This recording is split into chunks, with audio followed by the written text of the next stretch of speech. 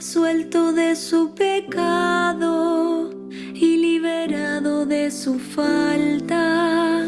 Feliz el hombre a quien el Señor no le tiene en cuenta las culpas y en cuyo espíritu no hay doblez.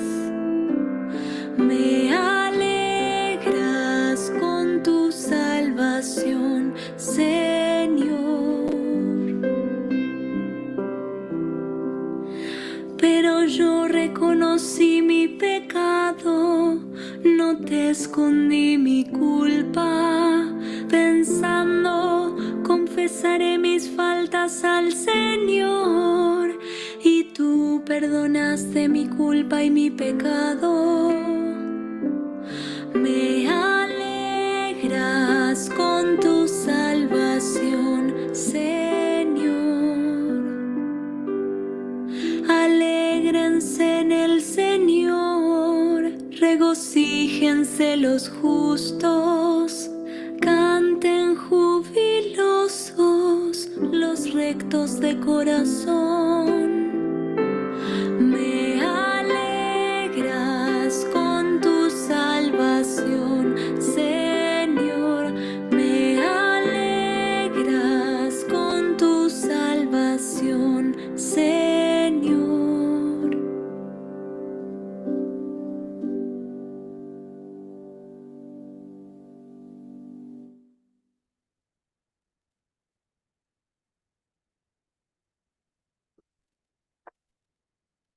Hola, buenas noches.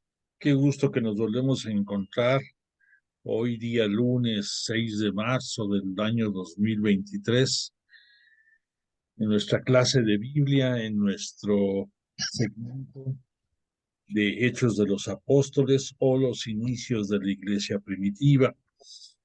Y le pedimos a Jesús que nos tenga la misericordia de compartir con nosotros esta clase junto con su Espíritu Santo y que nos permitan abrir nuestro corazón, nuestra mente, nuestro oído a su palabra y a la palabra de Dios, que la asimilemos correctamente, que la interpretemos como debe de ser y sobre todo que la pongamos en obra y acción.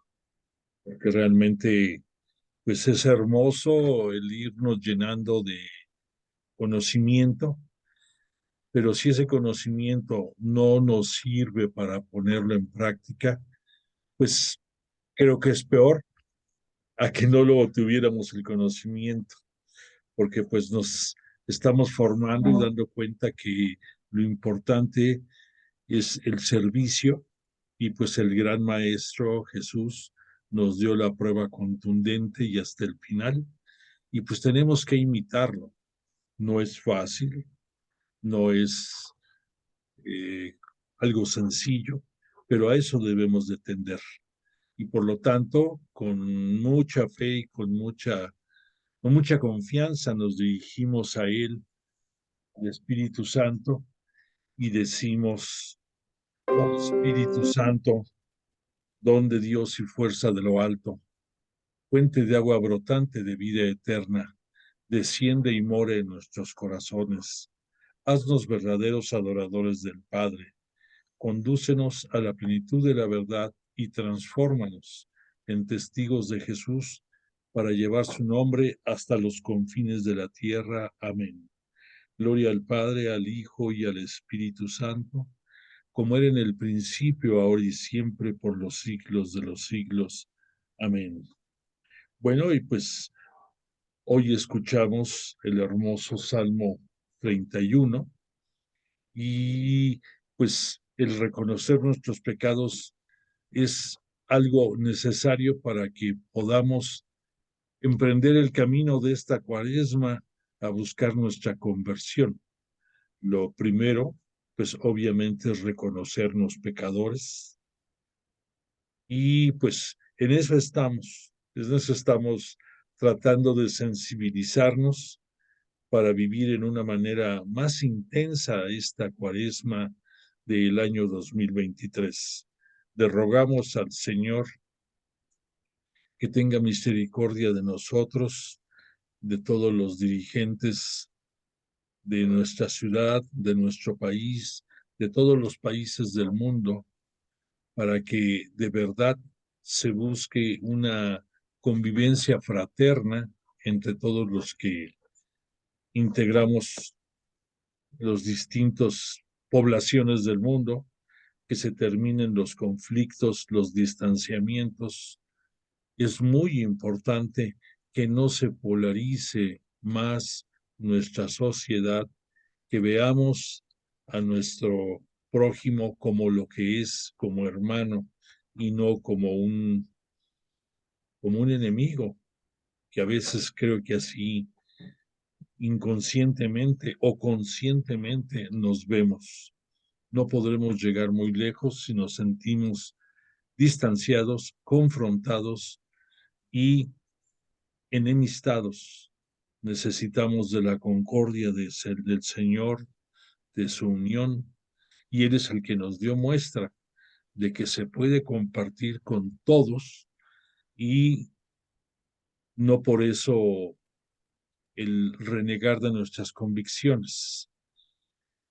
Le pedimos al Señor que nos ayude y que ayude a todo el mundo de este globo, de este bello planeta que Dios Padre, junto con Jesús y el Espíritu Santo, crearon para nuestra felicidad y deseamos disfrutarlo. Entonces, le pedimos con humildad que nos dé todas las armas necesarias para que de verdad lo disfrutemos y que lo disfrutemos en unión de todos nuestros hermanos. Que así sea. Bueno, pues ahorita que estamos hablando de nuestra clase de Hechos de los Apóstoles, quiero eh, ir comenzando con un breve resumen de lo que vimos en la clase anterior para que nos dé pauta a seguir avanzando poco a poco. Quiero nada más recalcar que por obra y gracia del Espíritu Santo eh, se transformó totalmente la manera de pensar, la manera de actuar de los apóstoles y que la encomienda que Jesús, nuestro hermano mayor, nuestro Mesías y Señor, nuestro Maestro, les encomendó de hacer, hijos de Él a todos los integrantes del globo terráqueo, porque por todos murió, no solamente por el pueblo judío, y también que fueran bautizados en el nombre del Padre, del Hijo y del Espíritu Santo, son las dos condiciones, el llegar hasta los confines de la tierra con su palabra, con su conocimiento, y el bautizar con esos dos grandes,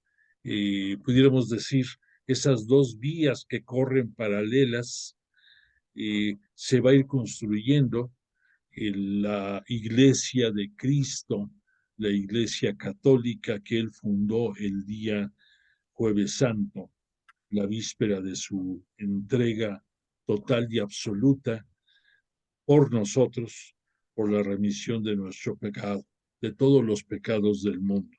Bueno, ya vimos, ya no tenemos por qué entrar en detalles de lo que fue Pentecostés, únicamente sí recalcar que Pentecostés marca un antes y un después en la forma de manejar eh, la, los conceptos en los apóstoles, en su comprensión de muchos hechos que no habían aclarado en la vida de Jesús y que afortunadamente el Espíritu Santo los está poniendo en su lugar. Por otra parte, vimos que recalcamos nada más que fueron llenos de dones y muchos de esos dones se convirtieron en carismas. Es importante ahorita que te estoy citando eso. De hecho, en el fondo, la palabra don, la palabra carisma, la palabra regalo, es lo mismo. Sin embargo, debo de reconocer que de acuerdo a la descripción que se hace en el catecismo de la Iglesia Católica, los dones es lo que nosotros recibimos en el momento de nuestro bautismo. Muchos de esos dones pueden convertirse en carismas, pero la connotación de carisma es el empleo de esas gracias que recibimos para el servicio de la iglesia. O sea, carisma siempre irá relacionado a, al crecimiento, al fortalecimiento de nuestra iglesia, y muchos de esos carismas surgen de los dones que recibimos del Espíritu Santo, cada uno como personas. Pero esto yo quiero hacer la observación porque todos recibimos en el bautismo los mismos dones, pero no todos convertimos esos dones en carismas. Si tú te frenas en en aprovechar esos dones y ponerlos al servicio de la iglesia, al servicio de tus semejantes, a través de la obra que la iglesia demanda, pues se quedarán en dones, no se convertirán en carismas. Algunas personas piensan que son cosas que se manejan aparte pero la verdad es, te repito, el origen es el mismo, son gracias santificantes que recibimos en nuestro bautismo, y de ti depende el que esos dones se conviertan en carismas. Dicho lo anterior, comprenderás más fácilmente el qué hicieron esos apóstoles con el bautismo del Espíritu Santo que recibieron en Pentecostés. Convirtieron esos dones que decíamos, por ejemplo, el don de lenguas, lo convirtieron en carisma, y dándose a entender con toda la población que los escuchaba, pues cambió totalmente la aplicación de ese don que recibieron. Y posteriormente los mismos apóstoles, al ir bautizando, previo catequización, no lo dije mal, ¿no? Catequización, sí, de las personas, y haciendo que se arrepintieran de sus pecados, pues el paso siguiente era el bautizarlos. El bautizarlos, recordemos que en nombre del Padre, del Hijo y del Espíritu Santo. Y hemos dicho que ese mandato que Jesús les pidió que se ejecutara, aunque aparentemente no se empezó a hacer en automático de inmediato, sí se daba porque se iba otorgando, se iba distribuyéndose en partes. Y por ejemplo, en un principio sabemos por la narrativa de Hechos de los Apóstoles, que los apóstoles bautizaban en nombre de Jesús. Tú dirías, ah, caray, se quedó incompleto el bautismo. Pero ya hablamos que también se fue haciendo una costumbre que los apóstoles fueran imponiendo las manos sobre los bautizados, sobre los nuevos discípulos de la Iglesia cristiana católica, y en ese acto transmitían al Espíritu Santo al bautizado. Si tú quieres, no tiene ninguna similitud, y no quiero que pienses que voy a decir algo incorrecto. Tú recordarás cuando Jesús fue bautizado, recibió el bautismo de agua, el bautismo de conversión que Juan Bautista le dio, y Jesús fue bautizado en agua, que posteriormente los cielos se rasgaron y el Espíritu Santo en forma de paloma descendió sobre de él, y se escuchó la voz de Dios Padre diciendo, este es mi Hijo en quien me complazco. Entonces ahí era el bautismo de Espíritu Santo sobre Jesús. Entonces, claro, Jesús es el Hijo de Dios, y el Espíritu Santo se manifestó en ese momento, en esa teofanía. Recordemos que el término de teofanía es cualquier evento en el cual se manifiesta Dios. Entonces, en ese evento, pues recibió cantidades adicionales Jesús de Espíritu Santo que eran necesarias como carismas para el desarrollo del ministerio público de Jesús, que eso va a ir llevando evento tras evento, desde que se va a los 40 días a ponerse en oración con Dios Padre para ir diseñando su plan, eh, su plan de acción, pudiéramos decir, para el ministerio público. Y que dentro de ese tiempo están las tentaciones que hemos visto, que hemos citado. Pero quiero que seas claro, quiero que que digas, que llames a las cosas por su nombre, y somos tan proclives, tan dados a decir, Jesús fue al desierto para ser tentado, como que le estuviéramos dando más importancia a lo malo que lo bueno. Jesús fue para hacer su plan de acción, para, a través del ayuno, someter a su cuerpo a estar más abierto a las disposiciones de Dios Padre, a que el Espíritu Santo lo fuera llenando de todo lo necesario para su labor que tenía que desempeñar. Y dentro de eso, pues sí se dio las tentaciones del diablo, queriendo desviar el sentido de su mesianismo de Jesús. Eso en las clases de Jesús de Nazaret, pues lo vemos con más profundidad, pero sirva aquí ahorita nada más el ejemplo para recalcar la actividad que tiene el Espíritu Santo de la mano a Jesús para irlo conduciendo y para irle manifestando la voluntad de Dios Padre en muchos aspectos.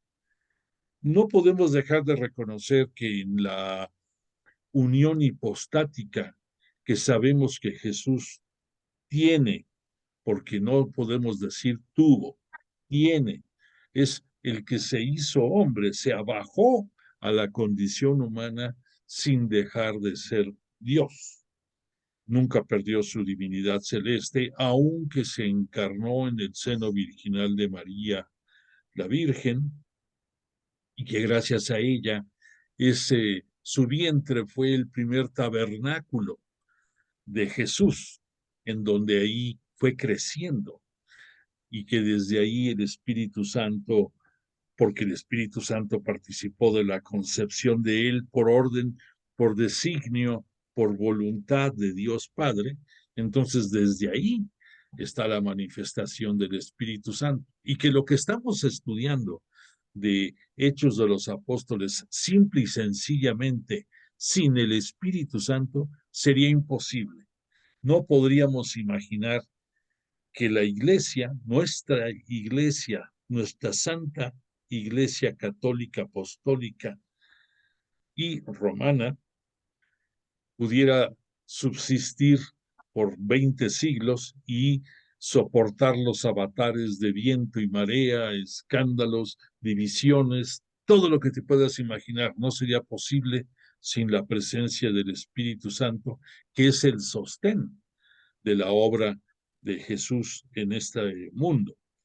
Y que también esa manifestación del Espíritu Santo, cuando en Pentecostés se da en los discípulos, los va llenando de dones, y esos dones, repito, se van convirtiendo en carismas que van fortaleciendo la eclesia, el nombre en griego de iglesia, y que gracias al Espíritu Santo y a que los apóstoles van perseverando en todos los dones que están recibiendo del Espíritu Santo, además de los que Jesús les dio en muchos momentos de su vida pública, y que se ufanó porque en tiempos finales, antes de su ascensión, en darles, como te diría, cargas así sobresalientes de energía, de inteligencia,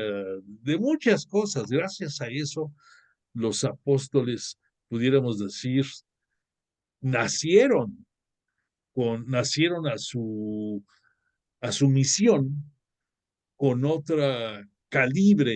otro calibre de conocimientos, de valores, de fuerza, de arrojo, y gracias a eso hemos estado viendo en las clases pasadas que fueron totalmente distintos a los que todos la gente de Jerusalén veía en ellos. Ya ves que incluso en cierto momento, cuando se hablaba de Jesús de Galilea, era común que entre la población dijeran, ¿es que acaso de la Galilea puede surgir algo bueno? Y ahí no solamente en su momento se referían a Jesús, en este momento en que ya Jesús no está, pero dentro de sus discípulos y dentro de sus apóstoles había varios de origen galileo. Entonces aquí eh, tenemos que tener la certeza de que mucho de lo que Jesús vivió en su vida pública se va a repetir en cierta forma en la actividad de los apóstoles, ya para ir llevando su iglesia de acuerdo al mandato de Jesús hasta los confines de la tierra. Entonces, los apóstoles, pues gracias a eso, gracias a esos cambios de actitud, eh, ahora sí que ya no enseñaron, disculpa la expresión, pero creo que se puede entender, ya no enseñaron el cobre, sino ya enseñaron el oro que tenían dentro de ellos. Y su corazón se transformó, su inteligencia se llenó de conocimientos, sus acciones fueron otras. Y pudieron, gracias a todo, las virtudes, a todas las fuerza que el Espíritu Santo les daba por encomienda de Jesús, del Señor, hacer obras de misericordia y hacer signos de poder como los que el mismo Maestro hizo en vida.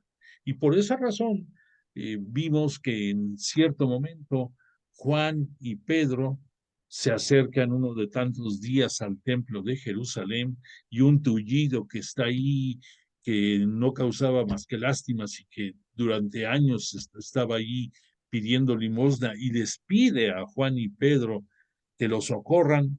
Recordarás, lo vimos, que Pedro, viéndolo a los ojos, al tullido, le dice, no tengo oro ni plata para darte, pero te doy lo que tengo. Y viéndolo fijamente, y por supuesto, glorificando al Señor y pidiéndole su bendición, no duda en decirle al tullido, incorpórate y anda. Y gracias a esa energía que, que emanó de Pedro hacia el tullido, recobró la salud de este tullido y nos mencionan que entró junto con ellos al templo y daba brincos y daba alabanzas a Dios y, y algo muy importante, a través de ese signo de poder, este tullido no solamente sanó, sino que junto con eso, igual que con Jesús, vino la salvación. ¿Por qué? Porque este tullido se enamoró de Jesús y de su doctrina a partir de ese momento y no se separó de los apóstoles. Entonces, date cuenta de la secuencia que esto lleva y es una repetición de lo que Jesús hizo en vida y ahora sus apóstoles lo están haciendo. Y gracias a ellos, los discípulos empiezan a crecer de los 3,000 que se dieron en el día de Pentecostés, poco a poco va a ir creciendo la iglesia y se va a ir extendiendo. Recordemos también que en un principio por designios, por mandato del propio Jesús, comenzó la extensión de la iglesia en la propia ciudad de Jerusalén. Pero ahí es increíble, estamos hablando del año más o menos 33, 34, hasta el año 70 en que va a ser destruido el templo, pero previo a la destrucción del templo, cuando los judíos, hartos ya del crecimiento de la iglesia de Jesús, echan para afuera del templo a los cristianos, pero para esto tuvieron que pasar casi los mismos 40 años que hay de diferencia desde la muerte de Jesús hasta la destrucción del templo. Casi. Entonces, tenemos que tener la claridad de que en estos inicios de la vida de la iglesia se vivieron situaciones completamente particulares y que nunca más se volvieron a repetir. Y era el compartir el templo, judíos y cristianos. Después que empieza a crecer la iglesia y empieza a incorporar a judíos que habían estado viviendo en Jerusalén y a judíos que habían sido formados fuera de los territorios de Israel. Y entonces tenemos ahí, empiezan a surgir los dos bloques de judíos, los judíos helenizados, que son los que nacieron ya fuera de Israel, que hablaban griego, que entendían el griego, que acudían a sinagogas exclusivas para ellos y que eran completamente diferentes a las sinagogas en las que acudían los judíos de Jerusalén. Y entonces es curioso, siendo los dos judíos y que se están transformando al cristianismo, sin embargo empieza a haber dos bloques, los helenísticos y los judíos israelitas, vamos diciéndole así.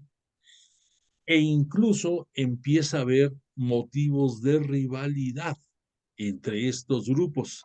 Cosa curiosa, ¿eh? Porque creo que ni tú ni yo hemos visto en nuestra iglesia actual que haya grupitos en nuestras propias parroquias y que se vean con un poquito de recelo, de envidia o de soberbia. No creo, ¿eh? Eso pasa en Marte, en Júpiter, pero no en nuestras parroquias, líbrenos Dios, no, aquí no, nunca pasa. Pues en aquel tiempo quedó muy claro, desde un inicio empieza a haber esa división de los nuevos cristianos, judíos de origen. Empieza a haber, te repito, los judíos los cristianos provenientes del judaísmo helenizado y los cristianos provenientes del judaísmo israelita, la mayoría de ellos oriundos de Jerusalén o que ahí vivían, aunque vinieran de otras localidades. Y que entonces ahí en esas rivalidades vemos, recordarás que estuvimos hablando de la lapidación de este Esteban, que tuvo su origen en esos conflictos de que los cristianos surgidos del judaísmo israelita les, les llenaba, los ponía que se le erizaran los vellos del cuerpo de ver la calidad de Esteban, de su inteligencia, de su fe, de tantos carismas que tenía Esteban y que los ponía al servicio de los helenizados. ¿Por qué?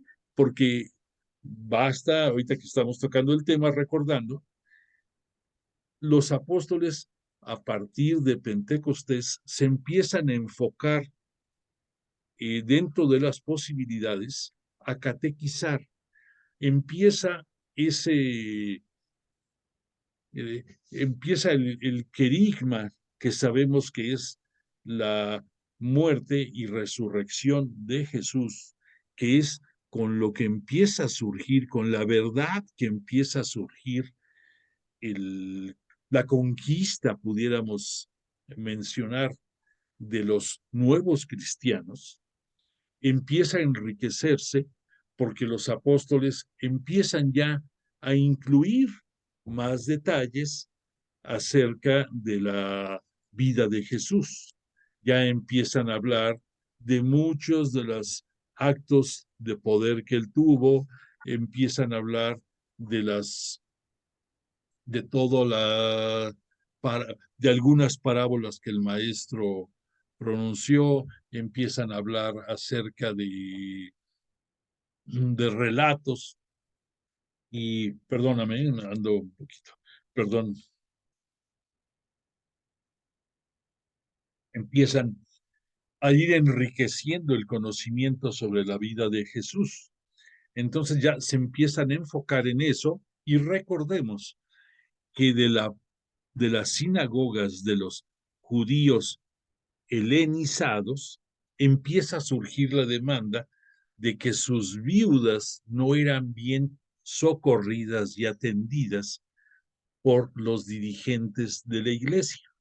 Y entonces los apóstoles les piden a estos grupos que de entre ellos mismos escojan a 7 personas que tengan todas las cualidades de ser bien vistos en la población, en la comunidad, y que ellos se iban a dedicar a hacer la labor, pudiéramos decir, lo que hoy conocemos como el diaconado, y a socorrer a las viudas y apoyar en muchas cosas de la actividad de servicio.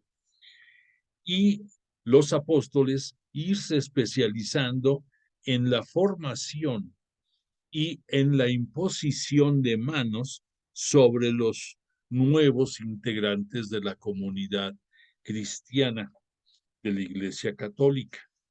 Entonces, recordemos nada más que ya desde un principio, dentro de las costumbres, dentro de lo que se hacía en el día a día entre la comunidad cristiana católica, además de vivir en comunión, y al decir en comunión es en que importara la comunidad para todos.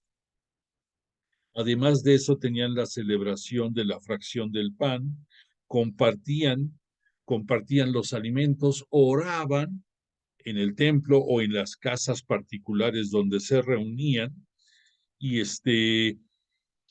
y había alabanza al Señor, a Dios, ya no es a Yahvé, sino al Señor. Día con día va cobrando preponderancia el reconocer con el nombre de Señor a Jesús.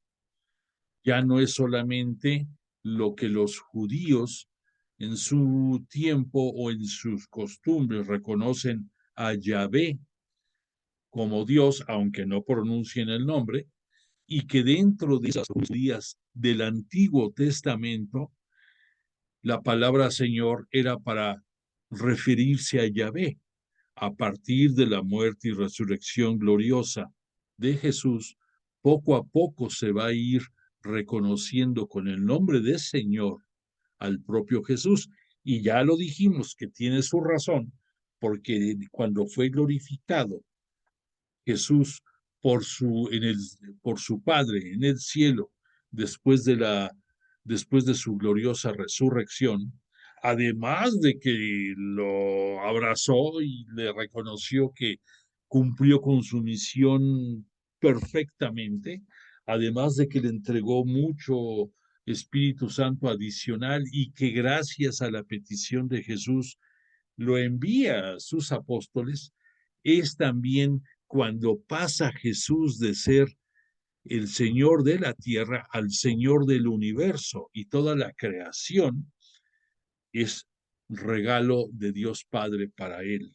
Y nosotros pues tenemos el gusto, tenemos el privilegio de que Él no solamente es nuestro Señor, sino es nuestro hermano mayor en la fe. Y pues eso es maravilloso.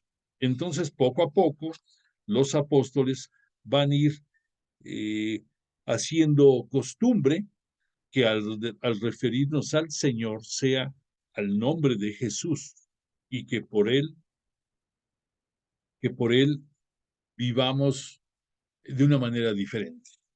Bueno, hablando de los siete diáconos, eh, te voy a decir,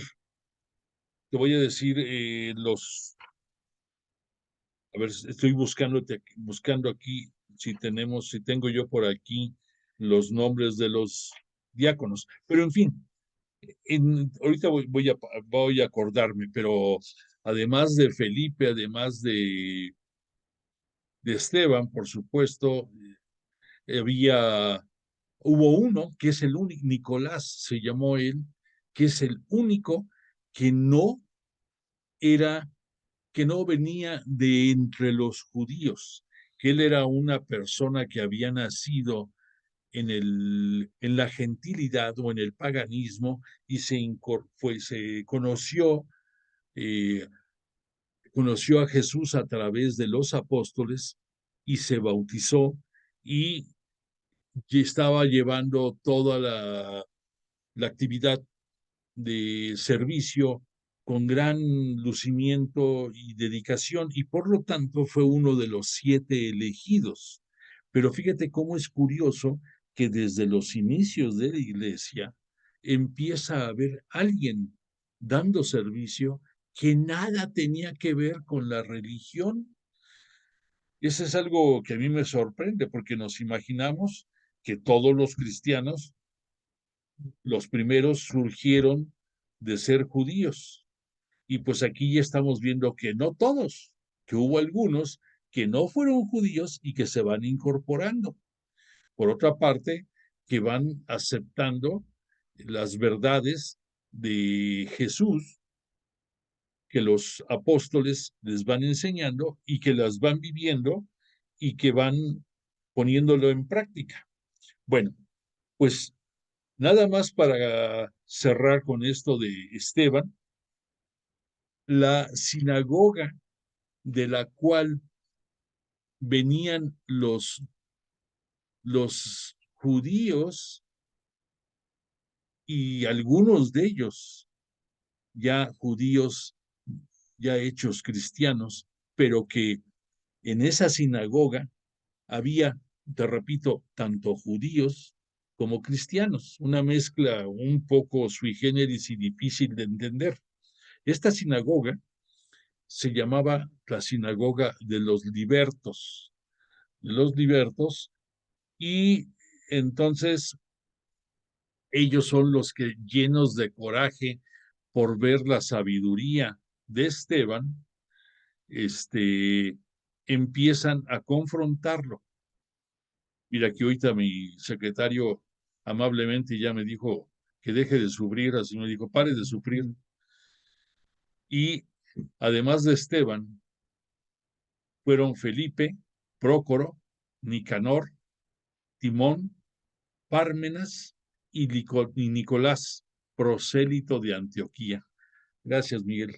Sí, entonces este Nicolás es el que no tiene nada que ver con el judaísmo y que sin embargo ingresó al cristianismo. Bueno, decíamos que estos judíos de la sinagoga de los libertos les corroía la envidia de ver cómo Esteban tenía tanta sabiduría y la manera en que lo expresaba, así como cuando Jesús en su vida pública sorprendió a muchos, porque decían, él habla con autoridad, no como los fariseos, no como los escribas, se nota su autoridad.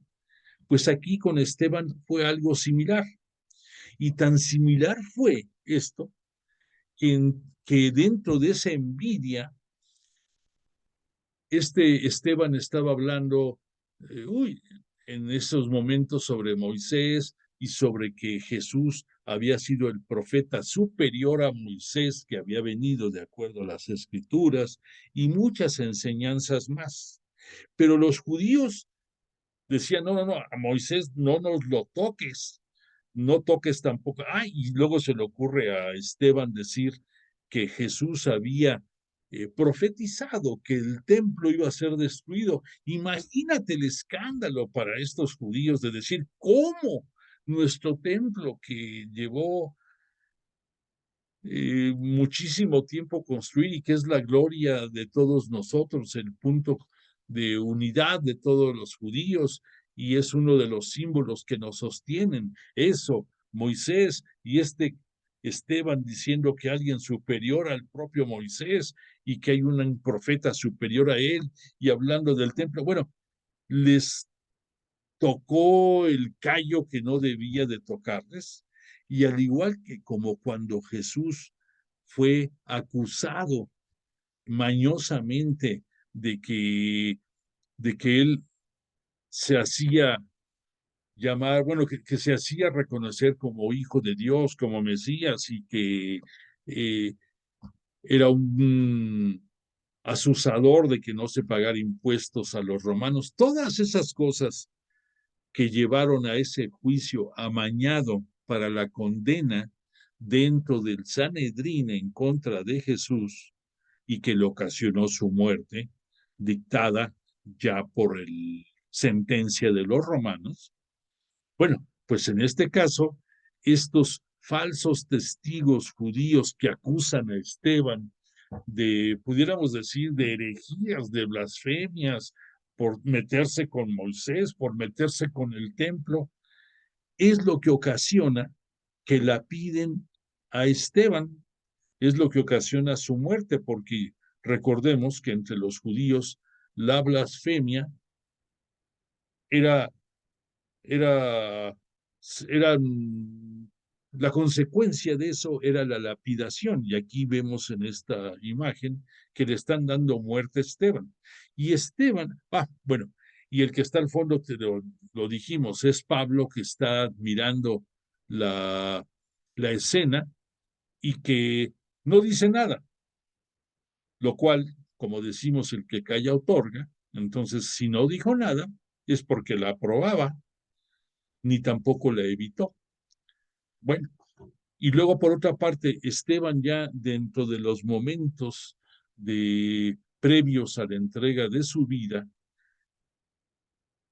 tiene rasgos de similitud en actitud con los cuales Jesús tuvo cuando fue crucificado, y entre otros, menciona Esteban que está viendo los cielos abiertos y que está viendo a la derecha del Padre de pie a Jesús. Y eso pues fue otra de las cosas que todavía más encendió a los que lo estaban lapidándolo, porque era otra blasfemia para ellos.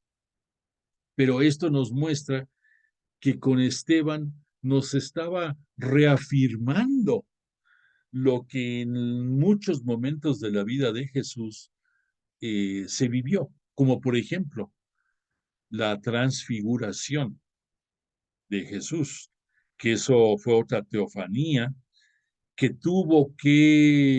tuvieron que presenciar Pedro, Juan y Santiago, y que gracias a eso pudieron entender un poco lo que iba a ser la partida de Jesús. No se imaginaban, eso sí, que fuera a ser de manera dolorosa, pero Jesús se los dijo ya poco tiempo después de la transfiguración, que iba a ser entregado a las autoridades religiosas, que iba a padecer muerte y muerte en cruz, y eh, que iba a ser la burla de toda la gente, y todo lo que tristemente sabemos conllevó la agonía y muerte de Jesús. Bueno, pues en el caso, en el caso de Esteban, esa teofanía que está viendo nos reafirma que lo que Jesús vivió en la transfiguración es cierto y es una verdad, es una creencia que nuestra fe debemos de aceptar, que ya de por sí de entrada, mucho de lo que la fe significa es una creencia a pesar de que no entendamos. Eso no quiere decir que estamos mal de la cabeza, no, simple y sencillamente la sabiduría que proviene de Dios y del Espíritu Santo y de Jesús, de la Santísima Trinidad, es imposible de alcanzar. Y entonces, para nosotros habrá muchas cosas que las presentamos bajo el seudónimo de que, así como decimos, por ejemplo, Jesús es el milagro de Dios. Pues sí, es el milagro. ¿Por qué? Porque no entendemos nuestra razón, nuestra limitada inteligencia no nos permite el digerir todo lo que significa la misericordia, la bondad, el amor de Jesús, su entrega, todo. Y entonces no podemos entenderlo. Y acabamos en un momento de, de fe, el aceptarlo, porque sabemos que Jesús nos dice la Sagrada Escritura y nos dicen muchos documentos, como puede ser el Catecismo de la Iglesia Católica y otros documentos de nuestra fe, el propio credo de los apóstoles, que son verdades, y entonces muchos, aunque no podamos entender, lo aceptamos por fe. Entonces no te espantes de que te digan, ay, no te espantes cuando Jesús, dirigiéndose a los apóstoles y a sus discípulos, les decía, hombres de poca fe. Pues es que es cierto, es cierto. Y tenemos muchos ejemplos más. ¿Te acuerdas tal vez ahorita cuando la multitud le pedía, y más que nada los enviados de los fariseos que le decían a Jesús, haznos un gran signo que nos demuestre tu mesianidad? ¿Y qué les respondió Jesús? No volverán a tener ningún signo más que el signo de Tobías. Y eso te lo comento ahorita porque viene muy al, viene muy al aro en estos momentos. Cuando Jesús dijo eso y que dijo, no les daré ningún signo porque ya lo obtuvieron en Tobías. ¿Recuerdas tú qué fue lo que pasó con Tobías? Bueno, pues si no te recuerdas, te voy a decir no te quiebres la cabeza. Tobías, en visión, Jesús bueno, Dios, perdón, no Jesús, perdóname, Dios se dirige a él y lo manda a que vaya a catequizar, que vaya a llevar su verdad, y él se renegaba, se decía que no era bueno, y lo trajo asoleado Dios en las visiones hasta que fue a hacerlo. Y y lo envió nada más y nada menos que a tierras de Babilonia, en donde pues el paganismo y la adoración a los dioses era el pan de cada día. Y entonces, para ser exactos, a Nínive es la ciudad, para que tengas la claridad, que es una ciudad de Babilonia.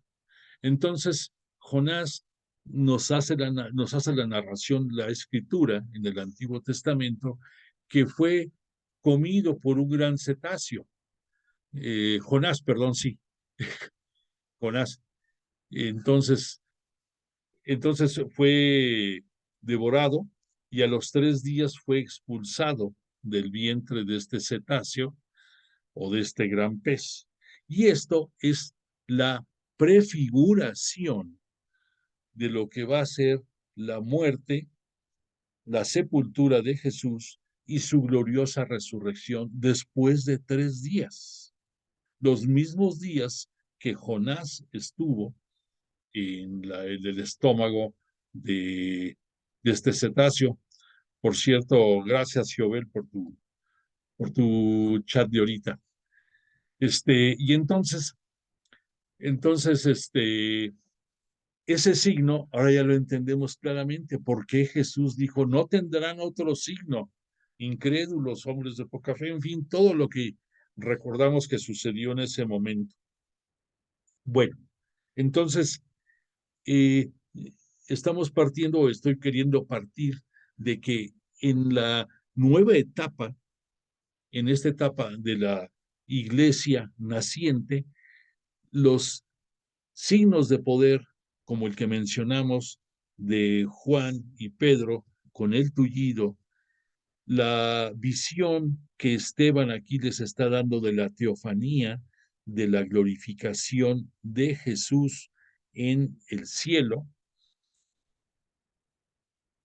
son cosas que van siendo repetitivas, algunas de lo que en su ministerio público vivimos con Jesús, que ahora los apóstoles están tomando cada día conciencia de lo que debe de ser su actividad fundamental y empiezan a delegar actividades como en Esteban, tristemente pues él va a tener que, hasta ahí llegó, pero los otros 6 van a ir creciendo en sabiduría y van a ir desempeñando su labor de una manera muy brillante. ¿Por qué? Porque aquí termina la vida de Esteban y luego recordarás que empezamos a hablar de Felipe. ¿Y por qué empezamos a hablar de Felipe? Porque a raíz de la muerte de Esteban se dio un evento de persecución. No pensemos de persecución como con los romanos que capturaban a los cristianos y acababan siendo presas del circo romano y llegando a la muerte. No, pero sí se soltó una campaña de asedio muy fuerte contra los cristianos después de la muerte de Esteban. Y esto lo que propició fue que los apóstoles siguieron en Jerusalén manejando la iglesia y desde allí dando instrucciones a los otros 6 diáconos, a los otros 6 ministros que empezaron a ir a otras latitudes a llevar la palabra de Jesús y a llevar su catequización. En el caso concreto de Felipe, que lo vemos aquí del lado izquierdo, explicándole al etíope el rollo de Isaías, que recordemos nada más rápidamente, el etíope viene, era un funcionario importante dentro del gobierno etíope y anda por esas latitudes y viene leyendo, tratando de entender el rollo de Isaías. Felipe, que va rumbo hacia Samaria, lo ve y el Espíritu Santo lo mueve a que se acerque al etíope y entonces le empieza a explicar. Le pregunta al etíope de entrada, ¿qué estás leyendo? Y dice, pues estoy leyendo esto, pero pues en pocas palabras no entiendo. Y entonces Felipe le empieza a explicar todo lo que Isaías en ese rollo venía eh, diciendo en sus profecías. Y el etíope, pues no solamente se interesa, sino que se embebe de toda la catequesis de este Felipe. Y aquí, aunque se ve muy poquito, pero del lado derecho vemos un poco de agua, y aprovechando ese lugar de agua, Felipe bautiza al etíope. Y entonces, después de este momento, se dice que el etíope, después del bautismo, siguió su camino, pero que ya no vio a Felipe. Y como era tradicional en muchos de los eventos relacionados con los profetas dentro del judaísmo, algunos de ellos se mencionaba que eran arrebatados por Dios. Recordarás el caso de Elías, que se dice que en un carro de fuego fue llevado al cielo. Pues también aquí, en el caso de Felipe, desaparece y el etíope ya no lo vuelve a ver. te quiero recordar por qué la importancia del etíope, porque este etíope, además de que se convierte, él va a ser agente de cambio en su ciudad, y él va a ser uno de los promotores del cristianismo dentro de Etiopía. Y nada más te recuerdo, hay un episodio en el que Jesús en su ministerio público nos habló de que la reina de Saba fue a ver a Salomón. Bueno, para que le agarres la onda, Saba, en donde viven los sabateos, así se dice el nombre de los oriundos de allá, era una reina, además de muy bella, deseosa de tener mayor conocimiento, y ella fue a buscar a Salomón porque hasta sus oídos había llegado información de su gran sabiduría de Salomón. Y se dice que pasó un tiempo con Salomón y quedó maravillado de toda la sabiduría de Salomón. Entre paréntesis, se dice que la misma reina de Saba tuvo un hijo de nombre Manelec, que se presume fue hijo que tuvo derivado de esa relación por un buen tiempo que tuvo de permanencia en Jerusalén con Salomón. Bueno, entonces había una liga muy fuerte entre los sabateos y eh, y los judíos, en este caso de Salomón. Ahora entenderás también por qué este etíope hace su aparición en tierras eh, israelitas. Probablemente iba también, pues, no sé si como consecuencia de esa nueva relación que fue surgiendo entre los sabateos y Salomón y los judíos. Pero en fin, lo que importa es que después de este momento de conversión del etíope y que ya Felipe desaparece, aparece, por supuesto, poco tiempo después en Samaria, y él es el que empieza a, a darle forma a la iglesia cristiana católica en Samaria. Recordemos que Samaria, antes de Salomón, en tiempos de David, formaba un solo bloque junto con Judea. Entonces, después llegó Salomón, tristemente empezó a ver las semillas de una división, y entonces dentro de los hijos de Salomón tuvo, entre otros, a dos hijos, uno que se llamó Roboam y otro que se llamó Jeroboam, y que ambos, pues no me preguntes por qué, pero acabaron dividiendo el reino en el reino del norte y el reino del sur. Y entonces, de ahí surgió Samaria, y surgió que su capital fue Israel, y surgió también, estoy aquí viendo si te puedo localizar, surgió el reino del sur, que la capital era Jerusalén. Pero que el problema de esto fue que por la cercanía con las fronteras, a ver si puedo sacar aquí el mapita, con las fronteras del reino, déjame ver, por la cercanía, aquí vamos a comprenderlo mejor.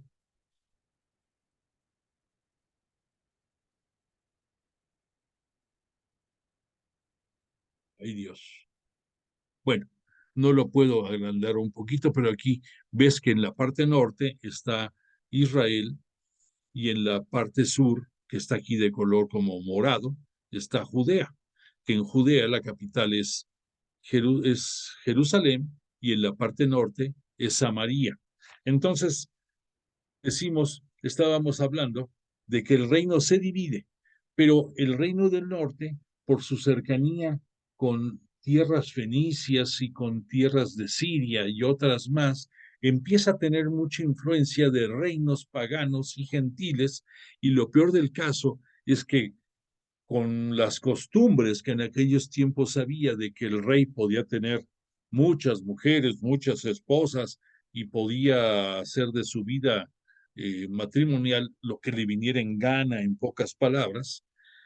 Entonces, el rey de Israel se casa con una mujer de origen pagano, y eso va causando que haya dentro de las costumbres judías que vaya distorsionándose y que vaya mezclándose costumbres, que vuelva a aparecer el, la, el culto a los ídolos, que hubiera muchas cosas más, y que va creando una facción que termina en un rompimiento irreconciliable entre Judea e Israel. Entonces, estamos hablando que este Felipe se fue a raíz de los disturbios que había en Jerusalén. Él se va con rumbo a Samaria, y los demás agarran camino para diferentes partes.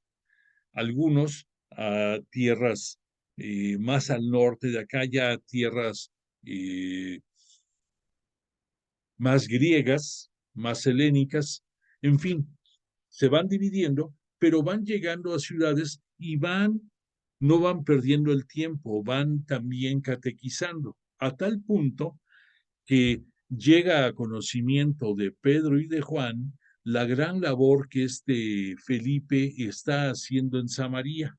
Y entonces el resto de los apóstoles le dan la comisión a Pedro y a Juan, porque recordemos, Pedro es el que está rigiendo como roca el colegio apostólico, pero los 12 apóstoles intervenían en las decisiones trascendentales.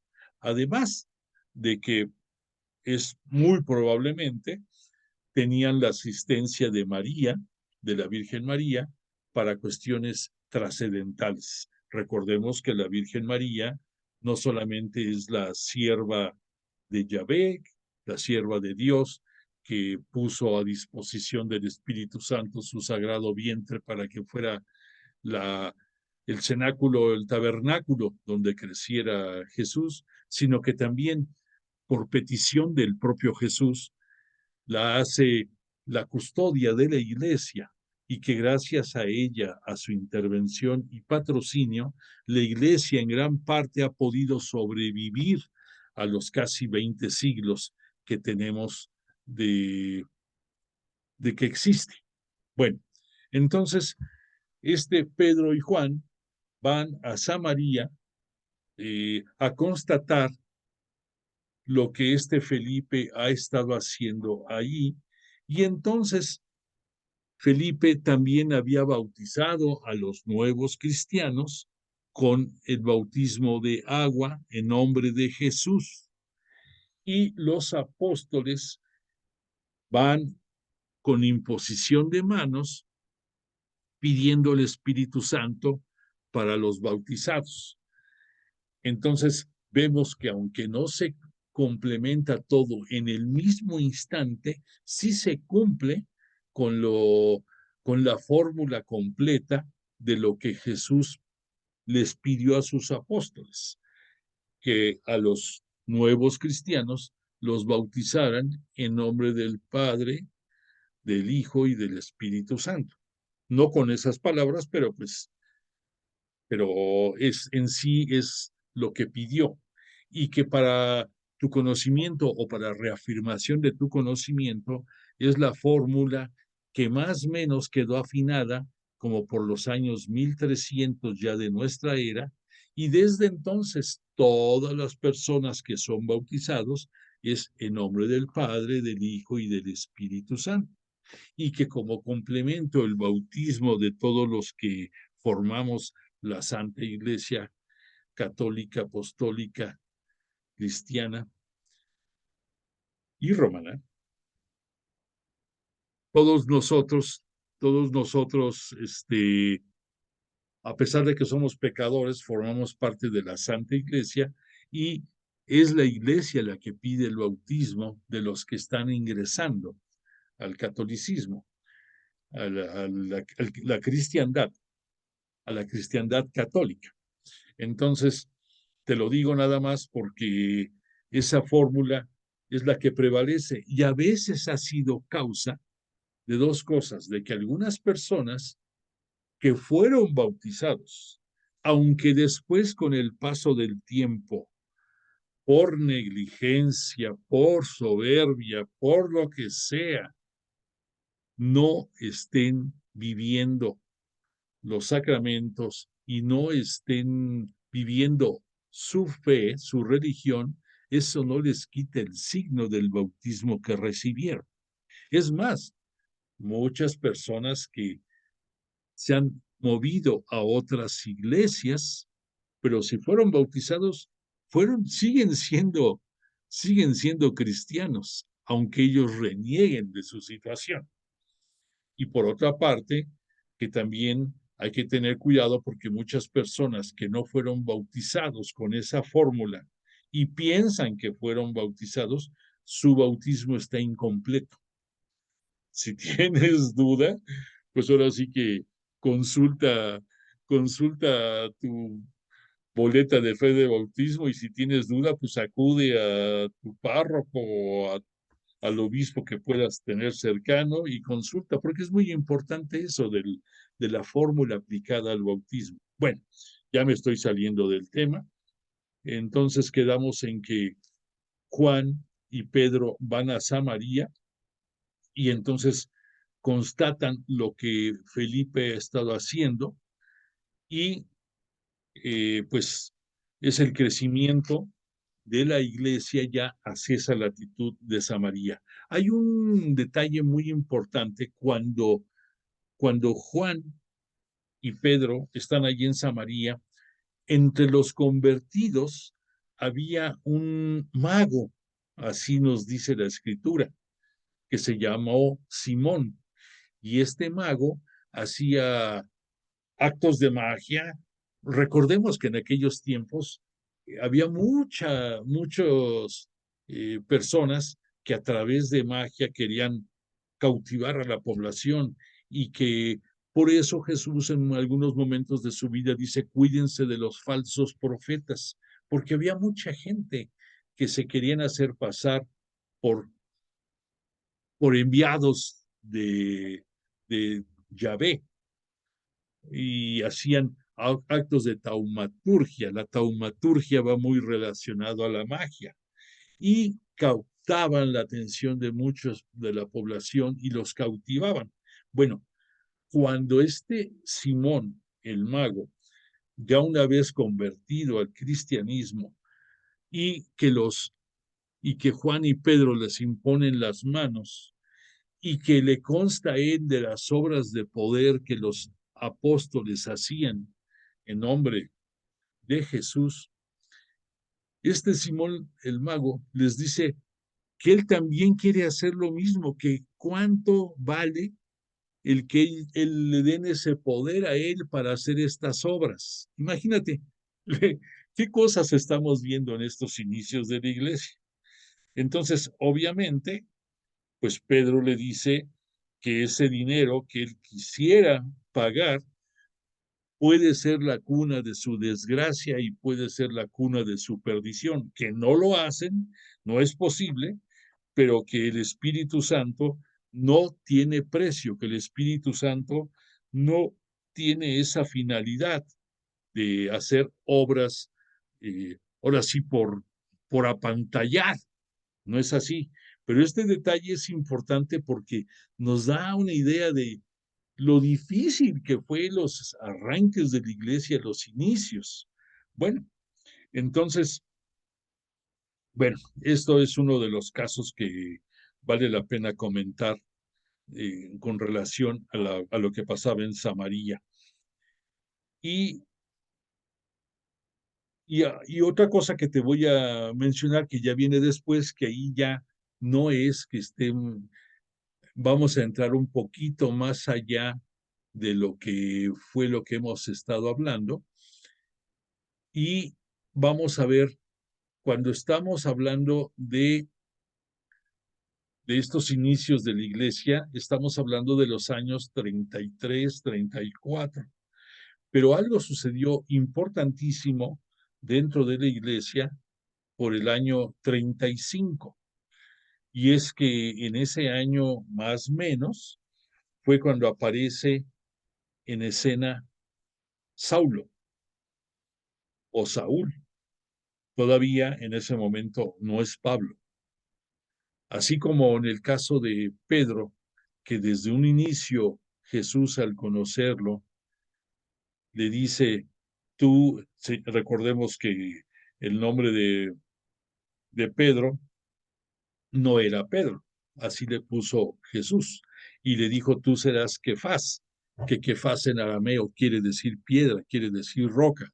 Recordemos que era muy acostumbrado que muchas personas tenían un nombre y si en el nombre no venía prefigurada muchas veces su misión, en los apodos o en los sobrenombres que se le iban acreditando, ahí venía ya más preciso esa misión.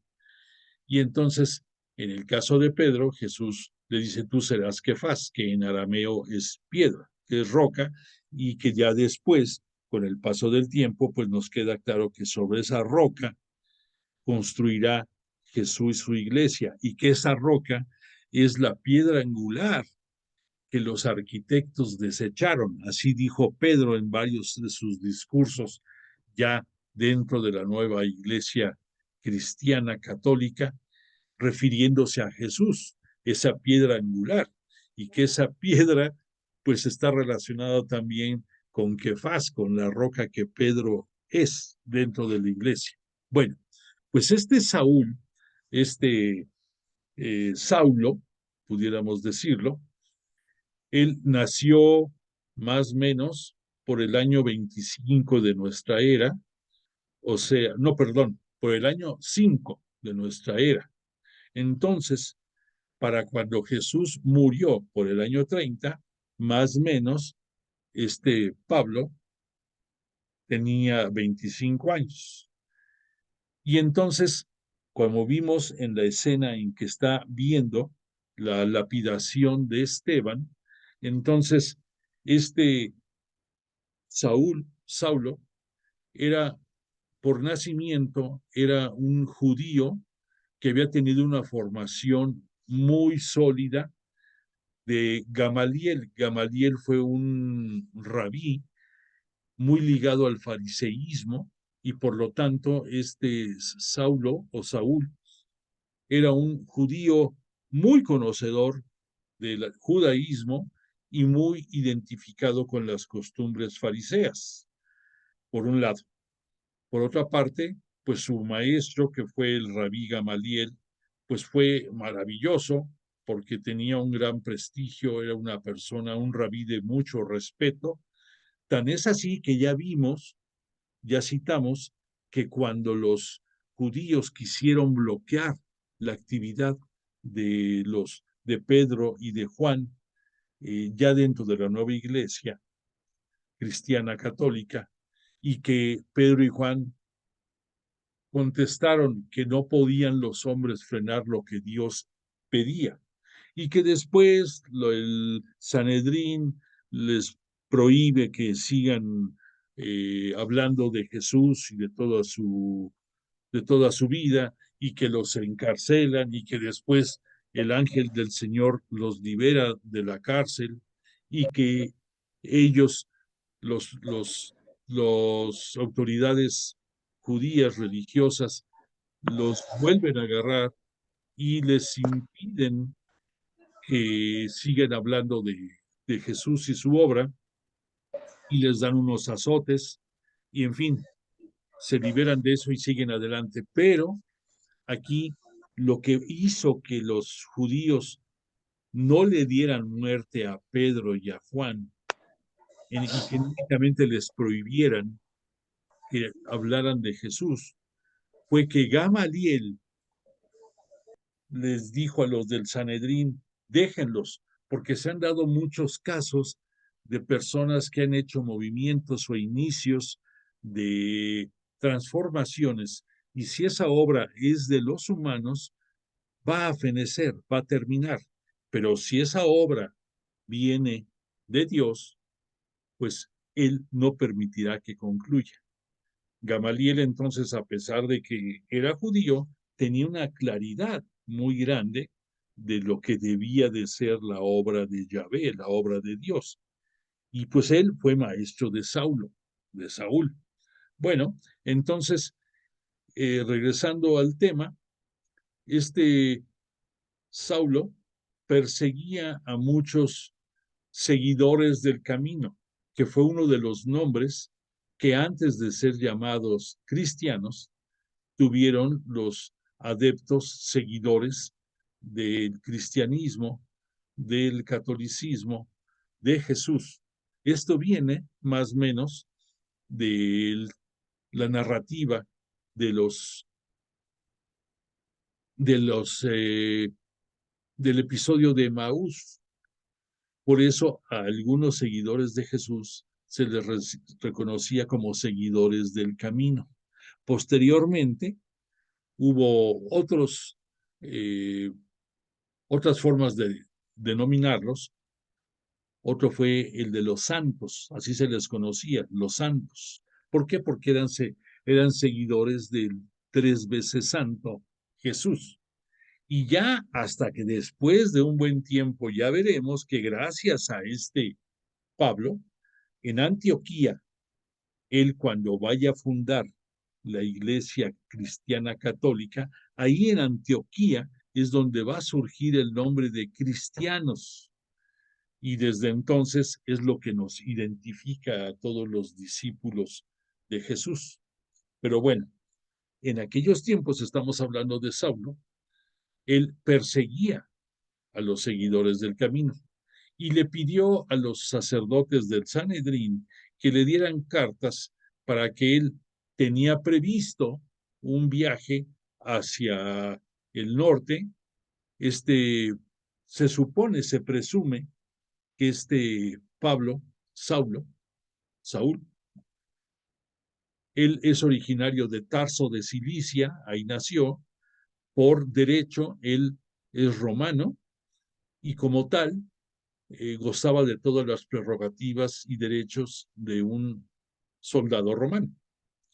Y entonces él se presume quería emprender un viaje a Tarso y de paso pues iba a cruzar Damasco. Y Damasco queda más o menos como a 220 kilómetros de Jerusalén, que en aquellos tiempos pudiéramos decir era como una semana de camino. Y entonces Saulo, llevaba sus cartas credenciales para capturar a los simpatizantes seguidores del camino, amarrarlos y traerlos de regreso a Jerusalén. Bueno, pero poco antes de llegar a Damasco, Jesús, en esta imagen lo podemos comprender un poco mejor, le hace llegar luz a Pablo. Pero esa luz era tan fuerte, tan enorme, que se presume que el momento que nos narra la Sagrada Escritura se pudo dar más o menos como al mediodía, cuando iban camino, aprovechando la luz de día, pero que la luz que llegó a Pablo a Saúl, fue tan intensa que no había nada que pudiera ser comparable. Entonces se dice, cayó rostro en tierra Saúl. Aquí estamos viendo que cae por esa luz cegadora que llega a su rostro. Y la manifestación de Jesús es clara y única. Hemos dicho que cuando Dios se comunicaba con los hombres o se comunica, era muy acostumbrado que 2 veces citaba su nombre. En el caso de Jesús, que también es Señor, sucede lo mismo. Y entonces a Saúl, le dice, Saúl o Saulo, Saúl, Saúl, 2 veces, como era la costumbre cuando Dios se dirigía a los judíos también. ¿Por qué me persigues? Y entonces en la escritura nos dicen que que Saulo responde, ¿quién eres? En en la narrativa de Hechos de los Apóstoles, como fue escrito ya mucho tiempo después, nos dicen que la respuesta de Saulo fue que le pregunta, ¿quién eres, Señor? El término de Señor, recordemos que solamente a Dios y a Jesús se le decía o se le debe de decir. Pero aquí, por el tiempo que fue escrito el libro, ya Lucas se atreve a poner en la respuesta de Saulo esa respuesta, ¿quién eres tú? ¿Quién eres, Señor? Y de nuevo se manifiesta Jesús y le dice, yo soy Jesús a quien tú persigues, pero levántate, entra en la ciudad y te dirán lo que debes hacer. Los hombres que iban con él se habían detenido mudos de espanto, pues oían la voz, pero no veían a nadie. Saulo se levantó del suelo y aunque tenía sus ojos bien abiertos, no veía nada y lo tuvieron que llevar de la mano entre los otros que iban con él y a Damasco.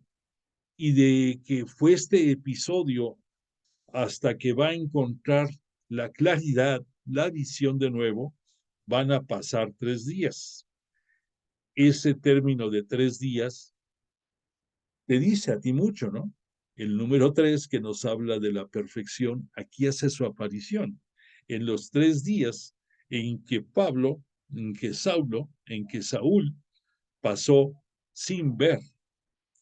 Y por lo tanto, en ese disturbio que tenía en su organismo, tampoco comía y tampoco bebía. Estaba en ayuno, estaba transformado, estaba trastocado, más bien dicho. Pero en esta ceguera que Jesús le provocó, se va a dar el evento de la conversión. Y recordemos que los dos verbos que nos hablan de la fe y de la conversión son el escuchar y el ver. Entonces, en esta teofanía, Jesús se hizo escuchar por Saulo, al hablarle. Y por otra parte, la luz de de Jesús, la luz de su sabiduría, que cegó a Pablo y que no podía ver, en esos 3 días va a hacer que opere en Saulo la conversión y que ya cuando está en Damasco sea rescatado de esa ceguera. ¿Cómo? Había un hombre piadoso en Damasco, también seguidor de Jesús, de nombre Ananías. Y entonces en una visión, Jesús le dice a Ananías que vaya a Damasco y que vaya a la calle central, que la que dividía la ciudad en 2 partes, y que en la calle recta, perdón, si era el nombre correcto de esa calle central, la calle recta, y que fuera a la casa de Judas, una persona de nombre Judas, que preguntara ahí por alguien de Tarso llamado Saulo. Y en ese momento entras en oración, Ananías, y le tocas los ojos para que recobre la vista. Ananías le dijo al Señor, Señor, he oído mucho hablar de ese hombre y de los muchos males que ha causado a tus santos. Fíjate cómo aquí ya Ananías habla de los santos, ya no de los seguidores del camino, a tus santos en Jerusalén, y que aquí tiene poderes otorgados por los sumos sacerdotes para apresar a todos los que invocan tu nombre. El Señor le respondió a Ananías, vete pues, he elegido a este, refiriéndose a Saulo, como instrumento para llevar mi nombre a los gentiles, a los reyes y a los israelitas. yo le mostraré cuánto tendrá que padecer por mi nombre. Ananías fue a la casa de Judas, preguntó por el de Tarso, y ya frente a él le dijo: Saúl, hermano, me ha enviado a ti el Señor Jesús, el que se te apareció en el camino por donde venías, para que recobres la vista y te llenes de Espíritu Santo. Al instante cayeron de los ojos de Saulo una especie de escamas y recobró la vista. Se levantó y fue bautizado, tomó alimento y recobró las fuerzas. Esto es un detalle acerca de la conversión de Saulo. Entonces, qué hermoso momento, porque aquí Jesús nos muestra, como siempre, que Él encuentra a quien quiere y que no importa la condición, ni las circunstancias, ni la situación, ni los pensamientos, Él transforma totalmente a quien Él desea y que en un momento, no importa que esta persona se sienta privado de la capacidad o o de las herramientas suficientes para la misión que Jesús le quiere encomendar. Jesús va a obrar a través del Espíritu Santo su cometido y va a transformar a esta persona. Y por lo mismo, Saúl o Saulo, porque todavía está por adquirir su nombre de Pablo, que ya es el nombre cristiano con el que lo vamos a conocer, está convirtiéndose a nuestra religión, a la Iglesia Cristiana Católica, y desde entonces se sintió por la visión que tuvo, por el encuentro con Jesús, por lo que le dio de orden, se sintió un apóstol más. Y por eso él se presentó a partir de ese momento en la obra de catequizar y de abrir nuevas sedes de la Iglesia Cristiana Católica en muchas latitudes que vamos a ir viendo. Se presentaba como apóstol porque sintió que ese envío fue directo de Jesús a él y que tenía las mismas prerrogativas que tenían los 12 apóstoles. Entonces, creo que tiene mucho mérito y entendible el por qué él se presentaba de esta manera. Y entonces con esto vamos a dejar aquí nuestra explicación del día de hoy. Vamos a agradecerle a Jesús y a su Espíritu Santo que nos enriquecen nuestra clase y que nos contagian de su amor y de su divinidad y ojalá podamos nosotros, en la medida de nuestra capacidad y posibilidades, también ser parte de esta misión y estar a servicio de Jesús con nuestro prójimo. Por de pronto, le agradecemos su presencia entre nosotros. Te pido que tengas un mensaje para mí de que estuviste en esta clase, que Dios te bendiga toda esta semana y que tengamos oportunidad el próximo lunes de volvernos a encontrar en esta clase. Y pues ahora espero que pueda yo ya tener la capacidad de ponerte nuestra canción de cierre de clase. Te mando un abrazo, que tengas bonita semana y que tengas hoy, que disfrutes una feliz noche. Que descanses.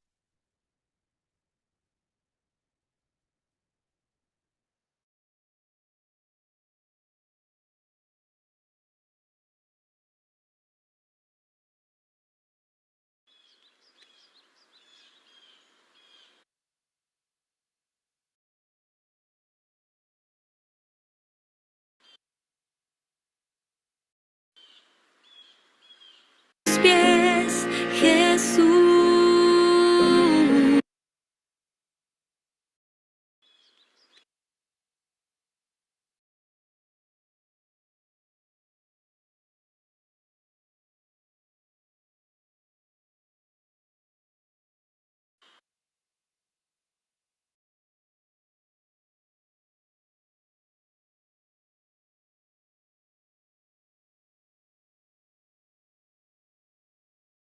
Tenga mil ocupaciones, a tu lado quiero estar y tus palabras escuchar, aunque mi corazón se agite o tenga mil preocupaciones, solo una cosa.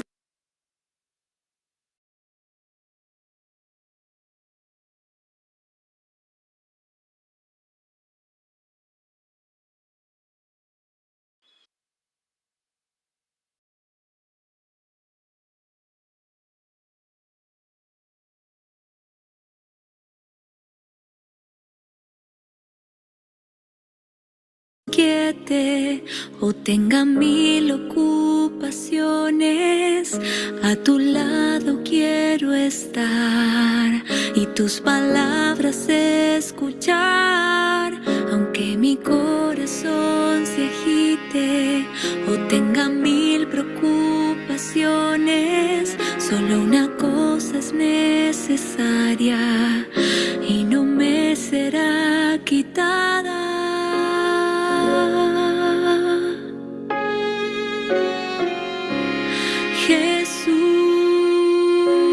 Jesús, quiero estar a tus pies.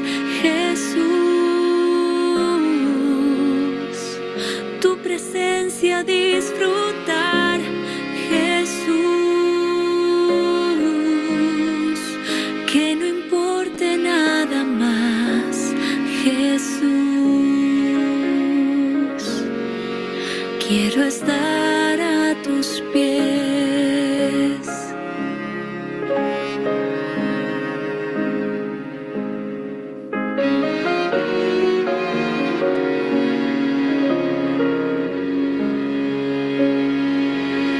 Aunque mi corazón se inquiete o tenga mil ocupaciones, a tu lado quiero estar y tus palabras escuchar, aunque mi corazón se agite o tenga mil preocupaciones, solo una cosa es necesaria y no me será quitada.